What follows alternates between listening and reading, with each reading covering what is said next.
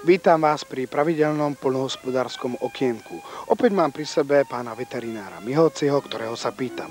Je to pravda, že vediete vaše zvieratá ku kreativite? Áno, máme psa Dunča, ten velice krásne maluje akvarely. Potom tam morák vyšíva, mačka tu teraz nie je, tá je na štúdiách na psychológiu, no a máme kravu Risulu, no to je ona. Len dúfam, že mi nezožere pauzák. Počúvaj, jak si to mi tu zrysúvala?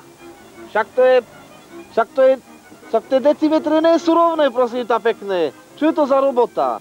Sa tu len flákaš, hovne sedíš. No už nieš, budem musieť s tebou ísť na projektánsky ústav, no. Nič sa nedá robiť. Ukáž.